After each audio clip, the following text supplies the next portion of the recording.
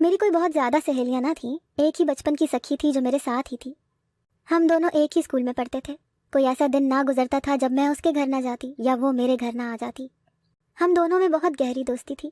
لوگ بہت حیران ہوتے تھے کہ ایسی دوستی انہوں نے کبھی نہ دیکھی تھی۔ ساتھ کھانا پینا، ساتھ پڑھنا، ساتھ ہی کھیلنے کے لیے باہر گراؤنڈ کا رخ کرنا۔ آہستہ آہستہ ہم بڑی ہو گئیں تو میٹرک کے بعد میرے گھر والوں نے مزید پڑھانے سے صاف انکار کر دیا۔ ان کا کہنا یہ تھا کہ زیادہ پڑھ لکھ کر عورتیں کیا کر لیں گی، ان کا کام بس گھر سنبھالنا ہی ہے۔ میں نے بہت ضد کی کہ مجھے آگے پڑھنے دیا جائے، لیکن میرے گھر والے ہرگز نہ مانے۔ لیکن میری اکلوتی سہیلی رانو کے گھر والے پڑھائی کا خرچہ آرام سے اٹھا سکتے تھے۔ وہ اس کی ضد کے آگے مجبور ہو گئے اور اسے پڑھنے کی اجازت مل گئی۔ ہم دونوں کی دوستی میں جدائی اپنی جڑیں بنانے لگی تھی۔ کہاں پہلے ہم دونوں ایک دوسرے کے بغیر رہا نہ کرتی تھیں، اور اب وہ پورا دن کالج ہوتی اور میں گھر میں ماں کے ساتھ کھانا بناتی یا گھر کے باقی کام کرتی۔ اسی دوران میرے لیے ایک رشتہ آیا۔ لڑکے کا اپنا گھر تھا اور وہ نوکری کرتا تھا۔ میرے ماں باپ کو یہ رشتہ اتنا پسند آیا کہ انہوں نے حامی بھر لی اور مجھ سے میری مرضی تک نہ پوچھی۔ جب یہ بات رانو کو پتہ چلی تو وہ ہمارے گھر آ گئی۔ میں اس کے گلے لگ کر بہت روئی، اسے بتاتی رہی کہ مجھے ابھی شادی نہیں کرنی، تم سمجھاؤ گھر والوں کو، لیکن وہ بیچاری کتنا ہی سمجھا پاتی۔ گھر والے جب میری بات نہ مان رہے تھے تو اس کی کیسے مانتے۔ وہ مجھے تسلیاں دیتی رہی اور پھر تھک ہار کر اپنے گھر واپس چلی گئی۔ میری شادی ہو گئی اور میں روتے روتے آخر دوسرے گھر آ گئی۔ رانو میری شادی میں شریک ہوئی تھی، لیکن وہ زیادہ دیر نہ ٹھہر سکی کیونکہ اس کے پیپر آ گئے تھے۔ میرے ساس سسر شروع کے دنوں میں مجھ سے بہت اچھے سے پیش آتے تھے، لیکن پھر ان کا انداز بھی بدل گیا۔ وہ اکھڑ کر بات کرنے لگے جیسے مجھ سے جان چھڑا رہے ہوں۔ میں ان کی ایسی باتوں کو بالکل نہ سمجھ پا رہی تھی۔ اتنے پیار سے رشتہ لے کر آنے والے لوگ اب مجھے ایسے دیکھتے تھے جیسے بھینس کسائی کو دیکھتی ہے۔ کبھی کبھار تو مجھے لگنے لگتا کہ میری ساس میری دشمن ہے۔ اس دوران جس کا رویہ میرے ساتھ نہ بدلا تھا وہ صرف میرا شوہر تھا، جس نے ہر لمحہ میرا ساتھ دیا اور میری ہاں میں ہاں ملائی۔ مجھے شادی جلدی ہونے کا دکھ تو بہت تھا، لیکن یہ دکھ جیسے اب کم ہونے لگ گیا تھا۔ وہ گھر واپس آتا تو میرے لیے مٹھائی اور سموسے لاتا، کبھی گجرے اور چوڑیاں۔ وہ یہ سب کچھ میری ساس سے چھپ کر لاتا تھا تاکہ انہیں خبر نہ ہو، ورنہ گھر میں بھونچال آ سکتا تھا۔ وہ اکثر مجھ سے کہتا تھا کہ تم اتنی پیاری ہو، تم نے مجھ سے شادی کے لیے حامی کیسے بھر لی، اور میں چپ چاپ بیٹھی رہتی۔ میرے شوہر کا رنگ سانولا تھا، لیکن وہ دل کا بے حد اچھا تھا۔ اس کے ہوتے یوں لگتا تھا کہ زندگی بہت آسان ہو گئی ہے۔ اکثر میرا گھر کا کھانا کھانے کا جی نہ چاہتا تو وہ اور میں رات کو چوری چوری گھر سے نکلتے اور پھر ہم پیزا کھانے چلے جاتے اور کبھی آئس کریم۔ ہماری ان شے خرچیوں کے بارے میں میری ساس کو بالکل علم نہ تھا۔ ایک دن ہمیں رات کو گھر واپس آتے میری ساس نے دیکھ لیا اور پھر بہت طوفان کھڑا کیا کہ تم لوگ اتنی رات کو کہاں سے آ رہے ہو، کہاں جاتے ہو جو مجھ سے چھپ کر آدھی رات کو باہر جاتے ہو اور پھر چھپکے سے واپس بھی آ جاتے ہو۔ اس دن میرے شوہر نے بات سنبھال لی اور کہا کہ اس کی طبیعت خراب ہو گئی تھی، اس لیے میں اسے ڈاکٹر کے پاس لے کر گیا تھا۔ گھر میں کوئی دوائی بھی نہ تھی، اسی لیے ہمیں مجبوراً جانا پڑا، ورنہ یہ تو کہہ رہی تھی کہ صبح چلے جائیں گے۔ اس بات پہ پتہ نہیں میری ساس کا شک ختم ہوا یا نہیں، لیکن میرے دل میں ایک ڈر سا بیٹھ گیا تھا۔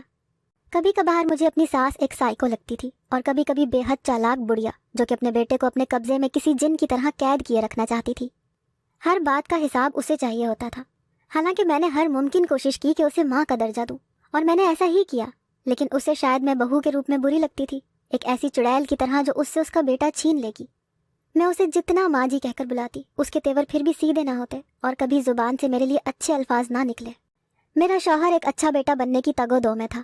اسے لگتا تھا کہ ایک دن ماں کی محبت جیت لے گا، ان کا یقین جیت لے گا۔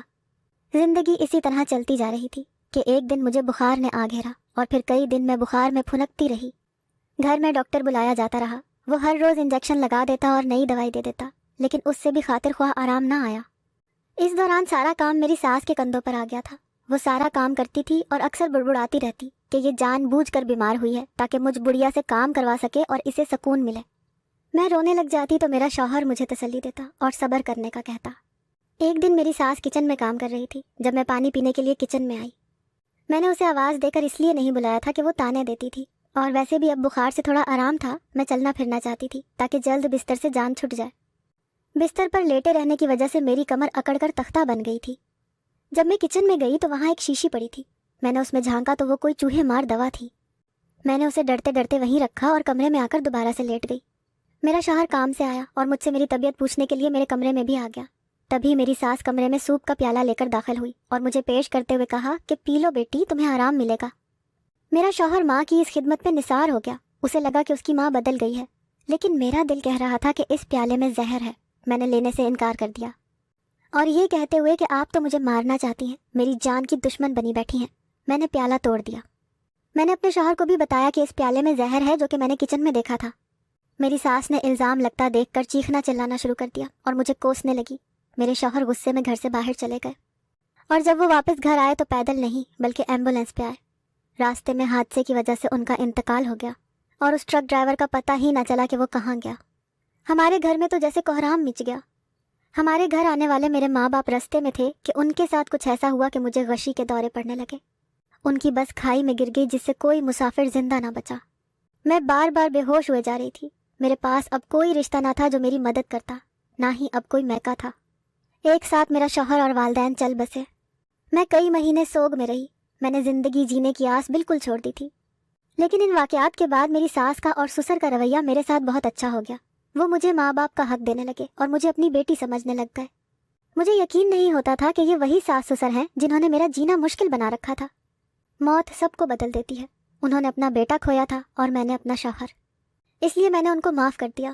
میں اسی گھر میں ان کو ماں باپ سمجھتے ہوئے اچھے سے رہنے لگ گئی تھی۔ بھری جوانی میں شوہر مرا تھا اور میں بیوہ ہو گئی تھی۔ یہ سوچ اکثر میرا دل چیر دیتی تھی۔ ہمارے گاؤں میں رواج تھا کہ جس کا شوہر مر جاتا تھا اور جو بیوہ ہو جاتی تھی اس کی پوری عمر شادی نہ کی جاتی تھی، اس کو ساری عمر کمرے میں ہی بند رکھا جاتا تھا۔ گاؤں میں ہی کچھ ایسی بیوائیں بھی تھیں جن کے شوہر بھی جوانی میں انتقال کر گئے اور وہ کبھی خوش نہ رہ پائیں۔ ان کو کمرے میں بند کر دیا جاتا تھا اور وہ ہمیشہ ہمیشہ کے لیے اسی کمرے میں بند رہتی تھیں، اور پھر ساری زندگی وہ بیچاری اسی بند کمرے میں گزار دیتی تھیں۔ یہاں اس کا جینا اور مرنا دونوں ہوتا تھا۔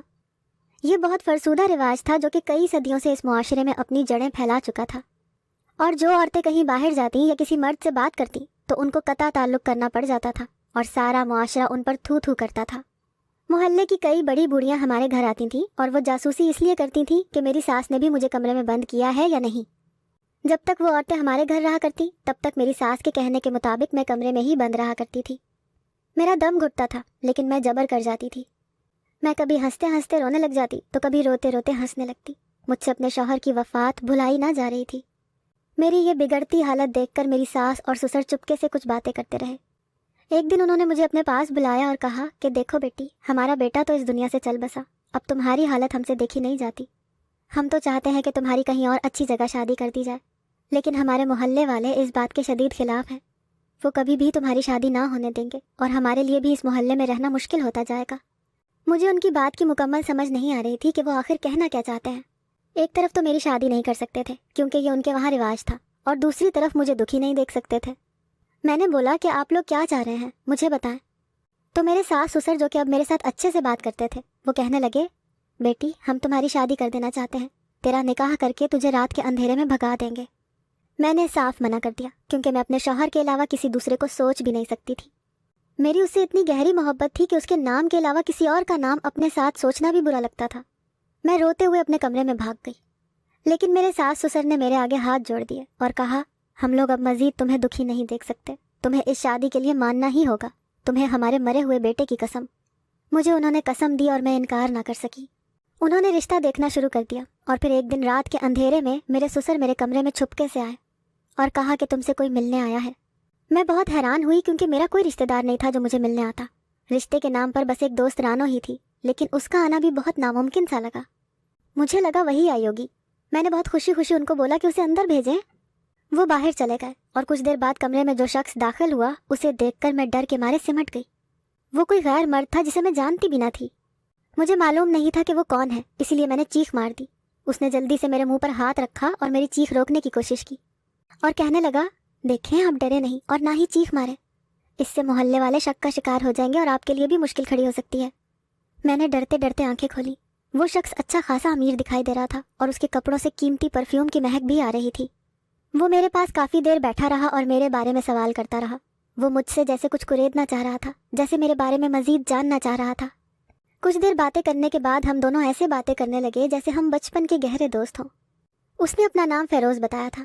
وہ 2 راتیں مسلسل ہمارے گھر آتا رہا اور مجھ سے میرے کمرے میں آ کر باتیں کیا کرتا۔ میرے دل میں بہت سے سوال تھے کہ آخر یہ امیر انسان کسی اور سے شادی کیوں نہیں کر لیتا، اسے میں ہی کیوں ملی ہوں۔ ایسے ہی بہت سے اور سوالات بھی میرے دل میں کھلبلاتے تھے، لیکن میں اس سے یہ پوچھ نہ سکی۔ کچھ دن بعد وہ لڑکا آیا اور اس کے ساتھ ایک بزرگ آدمی بھی تھا۔ مجھے میری ساس نے تیار ہونے کا کہا اور میری شادی کے کپڑے مجھے پہننے کو بولا۔ میرے سر پر سرخ چنری اڑا دی گئی۔ تب مجھے پتا چلا کہ یہ بزرگ آدمی کوئی اور نہیں بلکہ یہ آدمی تو مولوی صاحب ہیں جنہوں نے نکاح پڑھانا تھا۔ فیروز اپنے ساتھ کچھ دوست گواہ کے طور پر لایا تھا۔ نکاح پڑھا دیا گیا اور اب میرے ساس سسر کے مطابق مجھے فیروز کے ساتھ ہی جانا تھا، لیکن تبھی اسے کوئی کال آئی اور وہ وہاں سے جلدی میں چلا گیا اور مجھے کچھ دن تک یہیں رکنے کا بولا۔ میری ساس اور سسر سے ایک دن ایک موٹی سی عورت ملنے آئی جس کا حلیہ بہت ہی عجیب تھا۔ اس نے ناک میں نتھ پہنی ہوئی تھی اور ماتھے پر ایک گول بڑی سی بندی بھی لگائی تھی۔ کالے رنگ کا بڑا سا لباس پہنے اور ہاتھوں کو مہندی سے لال کیے ہوئے وہ عورت پان چبا رہی تھی۔ میری ساس نے مجھے پانی لانے کا کہا۔ میں پانی لے کر آئی تو وہ عورت مجھے بہت غور سے دیکھنے لگی اور پھر میرے جاتے ہی اس نے ایک کہا لگایا۔ میں اس بات کو سمجھ نہ پائی، مجھے بہت عجیب سا محسوس ہوا اور پھر اس کے بعد میں کمرے میں سر درد کا بہانہ کر کے چلی گئی۔ اگلے دن میری ساس مجھے فیروز کے گھر چھوڑنے کے لیے لے جانے لگی۔ مجھے نہیں پتا تھا کہ ہم کہاں جا رہے ہیں۔ وہ مجھے شہر کے بیچوں بیچ لے کر جا رہی تھی۔ کافی گندا سا علاقہ تھا جہاں عورتیں برہنہ کپڑے پہنے، میک اپ کیے، عجیب سی نظروں سے مسکرا رہی تھیں۔ مجھے اس علاقے سے وحشت سی ہوئی، لیکن میری ساس نے میرا ہاتھ زور سے پکڑ رکھا تھا جیسے اسے ڈر تھا کہ میں کہیں بھاگ نہ جاؤں۔ مجھے وہ ایک ایسے گھر میں لے گئی جو بہت بڑا تھا اور کسی پرانی حویلی کی طرح دکھائی دیتا تھا۔ وہاں بہت سی لڑکیاں اور عورتیں تھیں، کچھ کونے میں سمٹی بیٹھی تھیں اور کچھ میک اپ کر رہی تھیں۔ وہاں میری ساس مجھے ایک ایسی عورت کے سامنے لے گئی جسے میں نے اس دن اپنے گھر میں دیکھا تھا۔ وہ مجھے دیکھ کر ہنسنے لگی اور پھر میری ساس سے کہنے لگی، مبارکاں مبارکاں، آج تو بڑے لوگ یہاں آئے ہیں، جاؤ کلمو باہر سے کچھ شربت لے کر آؤ، خاص مہمان آئے ہیں۔ میں سمٹ کر بیٹھی تھی اور میری ساس مجھے ادھر چھوڑ کر چلی گئی۔ مجھے یہی بتایا گیا کہ یہ فیروز کا گھر ہے۔ میں فیروز کا گھر سمجھ کر آ گئی تھی، لیکن مجھے پتہ ہی نہ تھا کہ میری ساس میں تو انسانیت ہی نہیں ہے، اسی لیے وہ مجھے ایک کوٹھے پر بیچ آئے تھے۔ مجھے جب معلوم پڑا میں بہت روئی، بہت زیادہ روئی اور کچھ بھی نہیں کھایا۔ وہ موٹی سی عورت میرے پاس آئی اور کہنے لگی، چل اپنے آنسو صاف کر لے اور تیرا اس دنیا میں ہمارے سوا کوئی نہیں ہے، یہ یقین کر لے۔ تیری ساس اتنی کم ظرف نکلی کہ اپنی بہو کا ہی سودا کرائی۔ یہ ہوتی ہیں پاک باز انسانوں کی رشتہ داریاں۔ ایک بار ہمارے گروہ میں شامل ہو جاؤ تو تمہیں نبھا کر دکھائیں گے۔ میں نے اس کی بات پہ نفرت سے منہ موڑا اور فرش پر تھوک دیا۔ اس کو اسی بات پہ برا لگا اور اس نے میرا منہ پکڑ کر اسے دبایا۔ بڑی اکڑ ہے مہارانی میں، کوئی بات نہیں، 2 دن میں تیری یہ اکڑ نہ نکالی تو میرا نام بھی نیلوفر نہیں۔ وہ نیلوفر نامی عورت مجھے اکیلی کو کمرے میں چھوڑ کر چلی گئی۔ میں کئی ہفتے تک کھانے سے منہ موڑتی رہی، لیکن پھر زندہ رہنے کے لیے 2 لقمے لینے ہی پڑتے تھے۔ میں بہت روتی تھی اپنے ماں باپ کو یاد کر کے اور کئی بار اس عورت سے بھیک بھی مانگتی تھی کہ مجھے چھوڑ دو، اس کا بدلہ تمہیں اللہ دے گا۔ لیکن وہ عورت کسی اور ہی مٹی کی بنی تھی، اسے میرے رونے پر ذرا بھی ترس نہ آتا اور وہ کہہ لگاتی رہتی۔ کئی لڑکیاں مجھے سمجھانے آتی تھیں کہ ضد چھوڑ دو اور چپ چاپ اس کی بات مان لو، ضد کرنے سے تمہارا اپنا ہی نقصان ہے، لیکن مجھے نفع و نقصان کی کوئی پرواہ نہ تھی۔ کئی بار میں نے وہاں شیشہ توڑ کر اپنی جان لینے کی بھی کوشش کی، لیکن میں ایک ایسے پنجرے میں بند ہو چکی تھی جہاں سر مارنے سے صرف میری ذات ہی زخمی ہو سکتی تھی، ان کو کوئی فرق نہ پڑتا تھا۔ میں نے جتنی بار اپنی جان لینے کی کوشش کی اتنی بار ہی ناکام ہوئی اور پھر ہر روز میری سزا اتنی ہی بڑھا دی جاتی۔ میرے کمرے میں چوہے چھوڑ دیے جاتے جن سے خوفزدہ ہو کر میں اچھلنے لگتی۔ میرے خوفزدہ ہونے سے چوہے بھی ادھر ادھر بھاگتے تھے اور اس سب سے میرا دل حلق میں آ جاتا تھا۔ میرے ساتھ ان لوگوں نے اتنا برا سلوک کیا کہ مجھے اپنے بچپن کے دن اور اپنی سکھی یاد آنے لگی۔ کیسے ہم دونوں گڑیا کے ساتھ کھیلتے تھے اور اب کیسے قسمت میرے ساتھ کھیل رہی ہے۔ رانو کا خیال آتے ہی میں رونے لگتی اور دعا کرنے لگتی کہ اس کی کبھی شادی نہ ہو، ورنہ اس کا بھی مجھ جیسا حال ہو جائے گا۔ وہ مجھے بہت عزیز تھی اور اب جانے کس حال میں تھی۔ وہ پڑھ رہی تھی، شاید اب اس کی بھی شادی ہو چکی ہو۔ میں یہی سوچتی رہتی۔ نیلوفر میرے پاس بہت بار آئی اور مجھے کہتی رہی کہ آرام سے مان جاؤ، میں نہیں چاہتی کہ تم پر زبردستی کروں، لیکن تم مجھے مجبور کر رہی ہو۔ تم اتنی سندر ہو کہ کوئی بھی نیا امیر گاہک آسانی سے پھانس سکتی ہو۔ تمہارے چہرے پر چھائی معصومیت بہت آسانی سے کئی امیر زادوں کی جیبیں خالی کروا سکتی ہے۔ ایک بار میں نے اس کے منہ پر تھوک دیا اور یہی میری سب سے بڑی غلطی ہو گئی۔ اس نے مجھے کوئلوں پر اتنا چلایا کہ میں چیخ کر معافی مانگتی رہی، مگر اس ظالم عورت کو ذرا بھر بھی رحم نہ آیا۔ جب کوئلوں پر چل چل کر میرے پاؤں نے ساتھ چھوڑ دیا تو میں وہیں گر گئی۔ اگلے کئی دن مجھے بستر سے اٹھایا ہی نہ گیا اور نہ ہی وہ نائکا میرے کمرے میں آئی۔ البتہ ایک مجھ جیسی کم عمر لڑکی میرے کمرے میں آئی اور کہنے لگی کہ تم ایک پنجرے میں پھنس گئی ہو جہاں سے واپس جانے کا کوئی دوسرا راستہ نہیں ہے، بہتر ہے کہ اسی کو اپنی قسمت سمجھ لو۔ میں بھی تمہاری طرح ہی ضدی تھی، لیکن پھر یہاں میری بھی ضد کام نہ آئی۔ مجھے ایک طوائف بنا دیا گیا اور اب میں چاہ کر بھی اپنے گھر نہیں جا سکتی۔ ان کے سامنے کس منہ سے جاؤں گی؟ لیکن تم اپنا سوچو، تمہارا تو کوئی گھر بار بھی نہیں ہے، تم کیا کرو گی؟ بہتر یہی ہے کہ اس کی بات مان لو، سکون میں رہو گی، ورنہ تڑپ تڑپ کر مر جاؤ گی۔ اسی طرح کرتے کرتے مجھے کافی وقت ادھر بیت گیا۔ اس لڑکی کی باتیں میرے ذہن میں بیٹھنے لگیں اور میں اپنی قسمت اسی کو تسلیم کرنے لگی تھی۔ نیلوفر نے مجھے کچھ ہفتوں بعد زبردستی تیار کیا اور تیار کرنے کے بعد شاباش میری شیرنی بول کر ایک کمرے کی طرف جانے کا اشارہ کیا جو کہ اوپری منزل پر تھا۔ اس کمرے میں مجھے بھیج دیا گیا اور پھر باہر سے دروازہ بند ہو گیا۔ میں بہت رو رہی تھی اور اس سے میرا میک اپ بھی خراب ہو کر پھیل چکا تھا، جس سے میری آنکھیں کافی سیاہ لگ رہی تھیں اور گالوں پر بھی مسکارا پھیل چکا تھا۔ جب اس کمرے میں گئی تو میرے ہوش اڑ گئے، کیونکہ اس کمرے میں کوئی اور نہیں بلکہ وہی امیر زادہ تھا، امیر زادہ فیروز، جس سے میرا نکاح ہو چکا تھا اور اب میں اس کی شرعی طور پر بیوی تھی۔ میں نے کمرے میں جاتے ہی غصے سے ساری چیزیں توڑنا شروع کر دی اور پھر رونے لگ گئی۔ وہ میرے پاس آیا تو میں نے اسے دھتکار دیا۔ وہ دوبارہ میرے پاس آیا اور آنسو صاف کرنے لگا۔ میں نے چیختے ہوئے اس کا گریبان پکڑا اور روتے روتے بولنے لگی، کیا کمی تھی مجھ میں جو تم نے میرے ساتھ یہ کھیل کھیلا؟ آخر کیوں؟ میرا اس دنیا میں کوئی نہیں ہے، پہلے ماں باپ چلے گئے، اس کے بعد میرا شوہر اور پھر ساس سسر، اور تمہاری بے وفائی۔ مجھے مر ہی جانا چاہیے، اس گندے معاشرے سے بہتر ہے میں مر ہی جاؤں۔ میں نے نیچے سے ٹوٹا ہوا گلدان کا ٹکڑا اٹھایا اور اسے اپنی گردن پر پھیرنے ہی لگی تھی کہ فیروز کمال مہارت سے میرے قریب آیا اور اس نے وہ شیشہ ہاتھ مار کر نیچے پھینک دیا، جس سے وہ ٹکڑے ٹکڑے ہو گیا۔ دیکھو میری بات سنو، اس نے مجھے مخاطب کیا، دفع ہو جاؤ تم منافق انسان، مجھے ہاتھ بھی مت لگانا۔ میں چلانے لگی تھی تو وہ مجھ سے کچھ دور بیڈ پر ہی بیٹھ گیا اور کہنے لگا، دیکھو میں تمہیں ایک ایسی سچائی بتانے آیا ہوں کہ تمہیں یقین ہی نہیں ہوگا کہ ایسا بھی ہو سکتا ہے، مگر تمہیں یقین کرنا ہی ہوگا کیونکہ تمہارے ساتھ ایسا سچ میں ہو چکا ہے۔ میں مسلسل رو رہی تھی اور وہ بول رہا تھا، دیکھو مجھے تمہارے ساس سسر پر شروع دن سے ہی شک تھا کہ یہ لڑکیوں کو اغوا کر کے کوٹھے پر بھیج دیتے ہیں، لیکن میرے پاس کوئی ثبوت نہیں تھا، نہ ہی تمہارے گھر بنا کسی وجہ کے آ سکتا تھا، اسی لیے میں نے ایک پلان بنایا۔ تمہاری ساس سے سودا کیا اور جھوٹ بولا کہ میں بھی اس نائکا کا بھیجا ہوا بندہ ہوں۔ اس نے مجھ پر بڑی آسانی سے یقین کر لیا اور تمہارے ساتھ شادی کروانے کی حامی بھر لی۔ میں تمہارے کمرے میں تم سے بات کر کے جانچنا چاہتا تھا کہ کیا تم بھی ان کے ساتھ ملی ہوئی ہو یا یہ لوگ تمہیں بیچنے کا ارادہ رکھتے ہیں۔ تم سے بات کر کے اندازہ ہو گیا تھا کہ تم معصوم ان کے ہتھے چڑھنے والی ہو، تو میں نے تم سے شادی کرنے کا فیصلہ کیا۔ اسی رات تمہیں اپنے ساتھ گھر لے جاتا، لیکن پھر مجھے اسٹیشن سے کچھ آرڈر آئے تھے، کسی مجرم کو پکڑنا تھا اور اس کے لیے مجھے جلدی میں جانا پڑا۔ جانے سے پہلے میں تمہیں بتا کر نہ گیا، یہی میری سب سے بڑی غلطی تھی، کیونکہ مجھے لگا تمہاری ساس اس نیلوفر سے اتنی جلدی نہیں مل پائے گی۔ میں تمہارے گھر گیا تھا، لیکن وہاں بڑا سا تالا دیکھ کر میں سمجھ گیا کہ انہوں نے تمہارے ساتھ وہی کر دیا ہے جس سے میں تمہیں بچانا چاہتا تھا۔ اسے پتہ چل گیا تھا کہ پولیس اس کی تلاش میں ہے، اسی لیے یہ نائکا اس حویلی میں جا چھپی تاکہ پولیس اس پہ چھاپا مار کر اسے گرفتار نہ کر سکیں۔ اسی وجہ سے یہ چھپ رہی ہے، لیکن ہماری نظروں سے زیادہ دیر چھپ نہ سکے گی۔ اب تم رونا بند کرو اور یہاں نارمل ہو کر رہو۔ میں کل یا پرسوں تک آؤں گا اور اس کو گرفتار کروا کے تجھے اپنے ساتھ لے جاؤں گا۔ اس کی باتوں نے سارا پردہ کھول دیا اور ساری سچائی بیان کر دی۔ میں بہت حیران تھی، جیسے یہ زندگی نہیں کوئی کھیل ہو گیا تھا۔ اس نے پوری رات مجھ سے باتیں کی، مجھے تسلی دی اور پھر صبح ہوتے ہی چلا گیا۔ مجھے اس کا انتظار رہنے لگا تھا۔ ایک دن بعد نیلوفر نے سب کو اپنا سامان جلدی میں پیک کرنے کا بولا اور کہنے لگی کہ جلدی جلدی سارے باہر کھڑے ٹرک پر جا کر بیٹھو۔ مجھے یقین ہو گیا تھا کہ پولیس چھاپا مارنے والی ہے۔ میں دل ہی دل میں بہت خوش تھی اور دعائیں مانگ رہی تھی کہ فیروز جہاں بھی ہو ٹھیک ہو اور یہ آپریشن کامیاب رہے۔ اگلے ہی لمحے سارے ٹرک میں جا بیٹھے تھے اور مجھے اپنا مستقبل تاریک دکھائی دے رہا تھا۔ میں نے بہت کوشش کی کہ سستی سے کام کروں تاکہ دیر ہو جائے، لیکن ایسا کچھ نہ ہو سکا۔ نیلوفر میرا بازو کھینچتی ہوئی لے گئی اور ٹرک میں بٹھا دیا اور جلدی سے ٹرک کا دروازہ بند کر دیا۔ میں ٹرک میں بیٹھ کر رو رہی تھی۔ مجھے لگا اب شاید کبھی بھی اس نیلوفر کے چنگل سے آزاد نہیں ہو پاؤں گی۔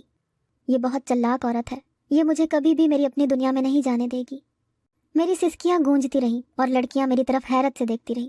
کچھ نے تو ناک بسورے، ان کو لگتا تھا کہ یہ منحوس ہر وقت روتی ہی رہتی ہے، اور کچھ نے ہمدردی سے میری طرف دیکھا۔ نیلوفر میرے ساتھ تھی۔ اس نے زور سے کوہنی میرے ماری اور بولی، کیوں رو رہی ہے تو؟ کوئی مر گیا ہے کیا تیرا؟ کچھ دیر اسی طرح گزری تھی کہ ٹرک روک دیا گیا اور سامنے پولیس کی گاڑیاں تھیں۔ میں بہت خوش ہوئی اور جا کر فیروز کے ساتھ کھڑی ہو گئی۔ نیلوفر میری طرف غصے سے کھا جانے والی نظروں سے دیکھ رہی تھی۔ کچھ آدمی ٹرک سے نکل کر بھاگ گئے۔ پولیس کی گاڑی کے پیچھے سے ایک آواز سنائی دی جسے سن کر میں چونک سی گئی۔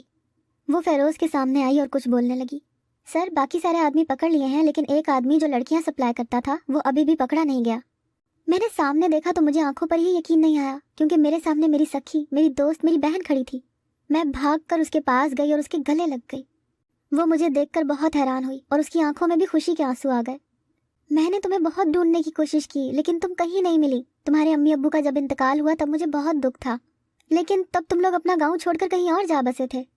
رانو کے مطابق اس نے مجھے بہت ڈھونڈا تھا اور قسمت نے اب مجھے اس کے سامنے لا کھڑا کیا تھا۔ فیروز اسے میرے ساتھ دیکھ کر سمجھ گیا تھا کہ وہ میری سہیلی ہے۔ کچھ دیر بعد سارے لوگوں کو گرفتار کر کے حوالات بھیج دیا گیا۔ فیروز مجھے اپنے تھانے لے گیا اور کہنے لگا آؤ تمہیں کچھ دکھاتا ہوں۔ میں جیل کی طرف گئی تو وہاں اپنے سسر اور ساس کو بندھے ہوئے دیکھا۔ میرا جی چاہا ان کا منہ نوچ لوں۔ انہوں نے میرے ساتھ اتنا بڑا دھوکہ کیا تھا جسے میں ساری زندگی نہیں بھول سکتی۔ وہ دونوں مجھے دیکھتے ہی ہاتھ جوڑ کر معافیاں مانگنے لگے اور پھر پاؤں بھی پڑ گئے، لیکن میں نے ان کو کسی خاطر میں نہ لایا۔ میں نے اسی طرح اپنی ساس کے آنسوؤں کو ٹھوکر ماری جس طرح انہوں نے میرے ساتھ کیا تھا۔ مجھے شدت سے ایک بات کا دکھ رہے گا کہ کاش میرے والدین مجھے میٹرک کے بعد پڑھا لیتے اور میں دنیا کی سوجھ بوجھ رکھتے ہوئے کبھی اپنی ساس کی چالاکیوں پر یقین نہ کرتی۔ رانو کی طرح میں بھی ایک آزاد خود مختار عورت ہوتی جو اپنے مسئلے خود نمٹاتی اور نوکری بھی کرنی پڑتی تو نوکری کرتی۔